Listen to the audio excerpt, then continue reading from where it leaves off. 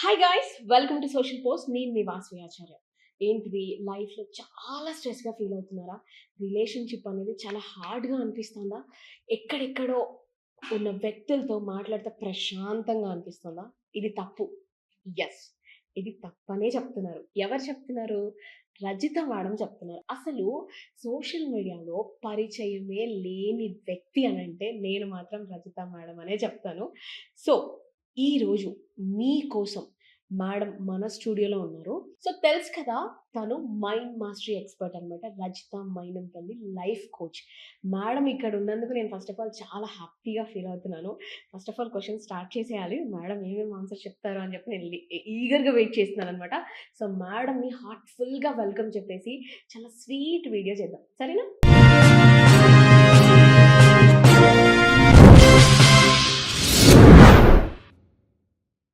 నాకసలు first relationship అంటే ఏంటి అనేది తెలుసుకోవాలనుంది మ్యామ్. ఎందుకు అనంటే, ఒక్కొక్కళ్ళ మైండ్‌లో రిలేషన్‌షిప్‌కి మీనింగ్ ఒక్కొక్కలా ఉంది. అంతేగా. హ్మ్. As good question. Depth question. అంత చాలా సింపుల్‌గా అడిగారు. ఎందుకంటే రిలేషన్‌షిప్‌ని మీరన్నట్టు ఒక్కొక్కళ్ళు ఒక్కొక్కలాగా వాడుతున్నారు. If you come into relationship అనే పదాన్ని మనీ అంటే it's a very powerful. Money is a energy. ఆ మనీని ఒకళ్ళు ఆహ్, దేవుడి పూజకి సామాను కొనుక్కోనికి వాడతారు. అదే మనీని మందు కొనుక్కోవడానికి వాడతాడు. ఒకళ్ళు పురుగుల మందు పంట పొలము పొలం. పండించడానికి వాడతాడు. కీటకాలను చంపడానికి, మనుషుల్ని చంపడానికి ఒకడు వాడతాడు. చచ్చిపోవడానికి ఒకళ్ళు వాడతారు. సో, ఎక్కడ గాని, ఏది గాని నీ యొక్క మనస్తత్వాన్ని బట్టి, నువ్వు వాడే విధానాన్ని బట్టి దాని రిజల్ట్ ఉంటుంది. రిలేషన్‌షిప్ కూడా సేమ్ అదే. It's a beautiful one of the main reason మనము ఈ ఈ మనుషులుగా పుట్టినందుకు దట్ రిలేషన్‌షిప్ అనేదేంటంటే రిలేటింగ్ బోత్ ఇద్దరైనా సరే, కొంతమందైనా సరే వాళ్ళ ఎమోషన్స్‌ని, మంచిని, చెడును, బాధని, సంతోషాన్ని ఇలా ఒక దాన్ని కమ్యూనికేట్ చేయగలిగేంత వేవ్ లెంత్ ఉండడము. ఆ చేసిన దాన్ని అండర్‌స్టాండ్ చేసుకోగలిగి ఉండడము. అండర్‌స్టాండ్ చేసుకొని ఇద్దరు గ్రో టుగెదర్ అవ్వడము ఆ రిలేషన్‌లో. అలా గ్రో టుగెదర్ అవ్వడానికి ఒక షిప్‌ను వాడుకోవడమే relationship. So, you understood that phrase. Yes. So, రిలేషన్‌కి మన ఎమోషన్స్‌ని మనకి ఎవరికి పడితే వాళ్ళకి ప్రతీదీ మనం షేర్ చేసుకోలేము, కనెక్ట్ కాలేము. యెస్. కొంత దూరం ప్రయాణం చెయ్యాలి నువ్వు ఈ బంధంలో అనుకున్నప్పుడు, ఆ ప్రయాణానికి ఖచ్చితంగా వాటెవర్ ద షిప్ అని అంటాం కదా! జీవితాన్ని సముద్రంతో కొలుస్తాం మనం. సముద్రాల్లో పోయేటేంటి షిప్. సో, అవును. రిలేషన్‌షిప్ అంటే అది. కానీ ఈ జనరేషన్ కిడ్స్ ఎవరైతే ఉన్నారో రిలేషన్‌షిప్‌కి ఒక 4, 5 తోకలు యాడ్ చేస్తున్నారు. అది బెంచింగ్ సిట్యుయేషన్‌షిప్. అని, సిట్యుయేషన్‌షిప్ అని, టెక్స్టింగ్ షిప్ అని చెప్పేసి అంతే. అసలు ఏంటి మేడం ఇవన్నీ? ఇంతకుముందు షిప్పులెక్కడుండేవి? పెద్ద అరేబియన్ సముద్రాలలో ఆ! పెద్ద పెద్ద కంటైనర్‌లు ఒక 1 నెల రోజులు, 6 నెలలు అలాగ తీసుకొచ్చేవి ఉండేవి. అవును. అది మన షిప్పు. అదే అంటే మా షిప్. అప్పట్లో అంటే లైక్ ఇలా ఒక షిప్ ఎక్కితే ఇక జీవితాంతం ఆ షిప్‌లోనే ఉండాలి. ఉండాల్సొచ్చేది. అవును. ఇప్పటికి అంత ఓపిక ఎవరికీ లేదు. హుహు. అందుకనే ఇప్పుడు మన ఎన్టీఆర్‌ది ఇక్కడేదో ఉంటుంది కదా! ట్యాంక్ బండ్‌లో ఓకే. బుజ్జి షిప్. ఆ! ఇక్కడి నుంచి ఇక్కడికి పోయి వాడికి ఆ రైడ్ ఎక్కే స్తోమత లేదు. ఆ! ఆ రైడ్ ఎక్కే ఓపిక లేదు. అంత పెద్ద జర్నీ చేసే ఇంట్రెస్ట్ లేదు. హ్మ్. సో, చిన్న షిప్ ఎక్కేస్తాడు. ఓకే. షిప్ ఫీలింగ్ అయితే వచ్చేసింది. ఇప్పుడు ముంబై నుంచి కర్ణాటక ఎక్కడెక్కడి నుంచో చిన్న చిన్న క్రూజెస్ పెట్టారు. హ్మ్. So, jokes apart you want that feeling హ్మ్. బట్ నాట్ కమిటెడ్, హ్మ్. నాట్ కంటిన్యూయస్‌గా ఒకే దాంట్లో అంత దూరం లేదు. మళ్ళా కాసేపు దిగి మళ్ళా ఎంజాయ్ చేసి రావాలి ఇక్కడికి. హ్మ్. ఆ ఉద్దేశంతోటి దే ఆర్ హావింగ్ దిస్ చిన్న చిన్న రిలేషన్‌షిప్స్. అయితే నేను జెన్‌జీని సపోర్ట్ చేస్తున్నారా మేడం అని మీరు అనుకోకపోతే, ఒకందుకు చాలా బాధపడాల్సిందేంటంటే, తప్పు కూడా పట్టాల్సింది లేదు. ఎందుకంటే ద ప్రీవియస్ జనరేషన్ అంటే వాళ్ళ పేరెంట్స్ కానీ, వాళ్ళ ఆహ్, ఎల్డర్లీ సిబ్లింగ్స్ కానీ, వాళ్ళ అక్క చెల్లెల్లో, వాళ్ళ అన్న తమ్ముళ్ళో పెద్ద కొంచెం హ్మ్. పెళ్లి అయినప్పుడు, ఆ బంధాలను వాళ్ళు చూసి పెరిగారు. యాహ్! మీకు అర్థమవుతుందా? యెస్. అలా అని నేను వాళ్ళకేమి ఇవ్వడం లేదు. ఇది చేయడం తప్పు. ఇప్పుడు నువ్వు వీళ్ళేదో చేశారు గదా అని చెప్పేసి నువ్వు దాన్ని రాంగ్ తరీకా చేయటం అనేది తప్పు. But at the same time ఎందుకు చేస్తున్నారంటే బంధాల మీద నమ్మకం పోయింది. ఎలా? ఒకటి ఇంట్లోనే ఉంటారు. అమ్మా, నాన్నలు మంచిగుండరు. కొట్లాడుకుంటా ఉంటారు. ఎన్ని ఒక 30 ఏళ్ళైనా, 40 ఏళ్ళైనా, 20 ఏళ్ళైనా పెళ్ళైనంక వీళ్ళ అమ్మా నాన్నల్ని ఈమె తిడతది. వీళ్ళ చుట్టాలను వాళ్ళ అమ్మా నాన్నలనే ఈయన తిడతాడు. హ్మ్. నీ కుటుంబం అనుకుంటే వీడికి అర్థం కాదు నేనే కుటుంబం. బంధాల మీద ఎక్కడ ఒక నమ్మకం వస్తుంది చెప్పండి మీరు? హ్మ్. Do you understand? Yes. So, అన్నప్పుడు వాళ్ళకి మళ్ళా తర్వాత ఆ జనరేషన్ వాళ్ళను మేబీ పిల్లలు చాలా స్మార్ట్ ఉంటారు.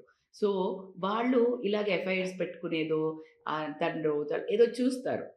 చూసినప్పుడు వీళ్ళు చుప్‌చుప్‌కే చేస్తున్నారు. అంటే ఇద్దరు ప్రేమతో ఉండట్లేదు. హ్మ్. అందరూ పెట్టుకుంటారని నేననను. హ్మ్. సో, ఇది ప్రేమతో ఉండట్లేదు. ఇప్పుడు ఇంకా కొంచెం వచ్చేసి సెపరేట్ బెడ్‌రూమ్స్ అయిపోయినాయి. స్లీపింగ్ డివోర్స్ అయిపోయింది. ఓకే. సో, పిల్లల కోసం భరిస్తున్న నిన్ను అని చెప్పటం అయిపోయింది. హ్మ్. ఈ పెళ్ళికి వాల్యూ లేదు. పిల్లల కోసం నేను భరిస్తున్నా. అంటే పెళ్ళికి వాల్యూ లేదు. లేదు. ఇలా మాటలు వింటూ పెరిగారు. హ్మ్. ఓకే. మా సిట్యుయేషన్‌లో అలా మాట్లాడలా. హ్మ్. సో, అందుకనే అంటే కొన్ని ఫ్యామిలీస్‌లో మీరు మాట్లాడారేమో గాని, సో, అందుకని మ్యారేజ్ అంటే ఇప్పటికి ఓకే. దీన్ని ఇలా తీసుకెళ్ళాలి అనే ఒక ఉద్దేశంతోటి. ఇప్పుడు పిల్లలకి ఏమైందంటే బికాస్ ఆఫ్ సోషల్ మీడియా అనుకోనివ్వండి, బికాస్ ఆఫ్ చాలా టూ మచ్ ఆఫ్ నాలెడ్జ్ అయిపోయింది. Hmm. Because mobile being in మొత్తం హ్యాండ్స్. అరచేతిలో ప్రపంచం ఉంది. కనిపిస్తోంది. Number of topics.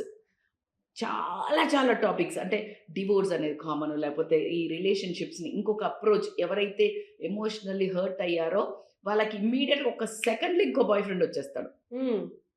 నాకు ఇట్లా I am feeling lonely. I am heart break అని ఒక చిన్న టింగ్ టింగ్ టింగ్ అని ఒక మెసేజ్ పెట్టాడు. అనగానే దట్స్ ఓకే. టేక్ కేర్ అని ఇంకోటి పెడతాడు. అనంగానే టింగ్ టింగ్ టింగ్ టింగ్ అని చిన్న బటర్‌ఫ్లై పోతుంది. పోతుంది.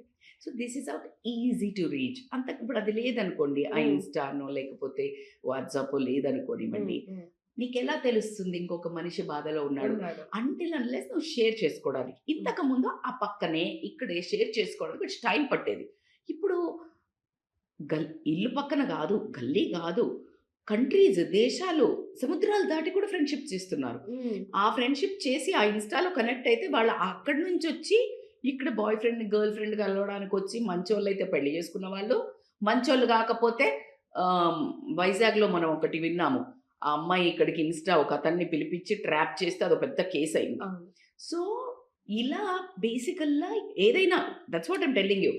ఎందుకు వాడుతున్నారు ఫైనల్‌గా అంటే love hormone, this hormonal rush. హ్మ్. బికాజ్ ప్రతి ఒక్కళ్ళు ఒక బాయ్ ఫ్రెండ్‌తో, ఒక గర్ల్ ఫ్రెండ్‌తో ఫోటోలు తీసి పెట్టటము. హ్మ్. ఇదే జీవితము. కొంతమంది సొసైటీ కోసం గూడా రిలేషన్‌షిప్ మెయింటైన్ సొసైటీ అని చేస్తున్నారనుకోవచ్చు పెద్ద కదా! సొసైటీని తీసుకురాకండి. సొసైటీ అనరు. హుహు. సొసైటీ ఏం డిమాండ్? సొసైటీ మొత్తుకుంటోంది కదా! మరి హ్మ్. ఇంకో వైపు హ్మ్. నుంచి. హ్మ్. సొసైటీ ఏం మొత్తుకుంటుంది? పిల్లలు పాడైపోతున్నారు, పిల్లలు చెడిపోతున్నారు, ఇది రాంగ్ అని ఇంకో సొసైటీ కూడా మొత్తుకుంటుంది చెప్తారు. గదా! చెప్తారు. మరి నువ్వు అదెందుకు ఇనట్లేదు? హ్మ్. నీకు ఇష్టమైన సొసైటీని నువ్వు చూస్తున్నావు. హుహు. ఇప్పుడు ఒక 4 మూవీస్ రిలీజ్ అయినాయి. నువ్వు అన్నీ చూడట్లేగా? యెస్. నీకేది రిలేట్ అవుతుందో, అది నీకు చూసి. ఫైటింగ్ ఇష్టమా? నీకు హారర్ షో ఇష్టమా? నీకు థ్రిల్లర్ ఇష్టమా? నీకు రొమాంటిక్ కామెడీ ఇష్టమా? Which movie you belong to you will go. సొసైటీలో చాలా జరుగుతున్నాయి. మంచివి జరుగుతున్నాయి. ఇప్పుడు నేను ఈరోజే వచ్చేటప్పుడు చూసాను. 14 ఇయర్స్ అబ్బాయి బుర్జ్ ఖలీఫాలో ఏఐని డిజైన్ చేసి, అక్కడ బుర్జ్ ఖలీఫాలో వాడికి ఓన్ ఆఫీస్ ఉంది. ఐ హ్మ్. కాంట్ ఈవెన్ సే వాడు. అది ప్రేమతో ముద్దుగా అందామన్నా గూడా. Such amazing. నేనిప్పుడు జెన్‌జీ అందరిని ఒక దాటికి ఎట్లా కట్టేస్తాను? అర్థమవుతుందా? Yes. So, I'm not at all అందరు జెన్‌జీ గురించి మనం మాట్లాడుకోనే వద్దు. ఎక్స్‌ట్రార్డినరీగా వర్క్ చేసి 20 ఏళ్ల లోపు అద్భుతంగా 70,00,000 ప్యాకేజ్. నా ఓన్ కజిన్ కొడుకు ఐఐటీ స్టూడెంట్ 22 ఇయర్స్‌కి he got a 70 lakhs package in somewhere here in Mumbai or Pune. It's not joke.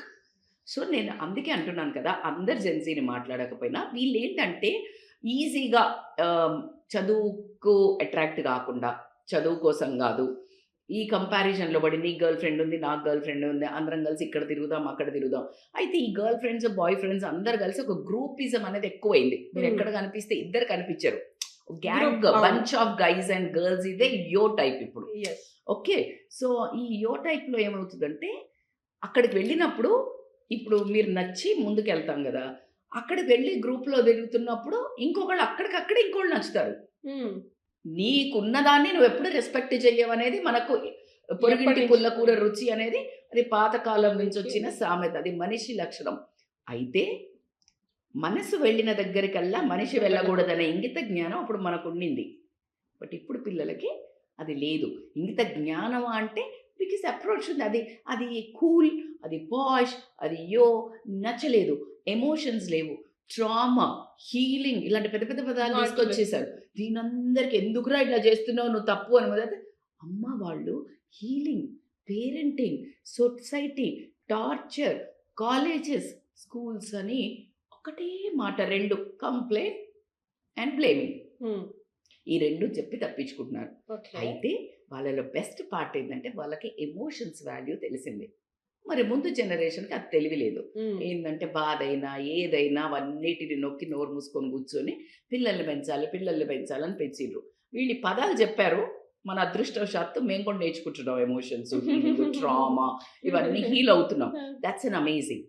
But మేము ఎగ్జిక్యూట్ చేస్తున్నాము. వాళ్ళకి నాలెడ్జ్ ఉంది, ఎమోషనల్ నాలెడ్జ్ ఉండటం వేరు, ఎమోషన్స్ మేనేజ్మెంట్ చేయటం వేరు. సో అక్కడ ఒక్క దగ్గరే ల్యాకింగ్ ఉన్నారు. If they know this emotional management, నువ్వు ఒప్పుకున్నా ఒప్పుకోకపోయినా బంధాలు, కమిట్మెంట్లో ఉన్న బ్యూటీ ఇంకెక్కడ ఉండదు. ఇప్పుడు నువ్వు చాలా బాగా చదువుతున్నారు, వాళ్ళకు ఒక మంచి జాబ్ వచ్చింది, నువ్వు ఒక 2 నెలలకే కమిట్మెంట్లకి ఇంకొక జాబ్కి వెళ్ళావు. అప్పుడు వాళ్ళు ఫస్ట్ అడిగేది ఎక్కడ ఎక్స్పీరియన్స్లో కూడా ఎన్ని రోజులు పని చేసావు అని. నువ్వు 2 నెలలు చేస్తున్నావు అంటే they won't take, because this person is not going to be consistent, committed person. So నువ్వు అనుకుంటున్నావు పర్సనల్గానే దెబ్బ కొడుతుందని. నా that attitude of not being committed will take you to the professional loss. How you are at one thing is equal to how you are at everything. ఒక్క దగ్గర ఎలా behave చేస్తావో నువ్వు అన్ని చోట్ల అట్లాగే బిహేవ్ చేస్తావు, అదే నువ్వు.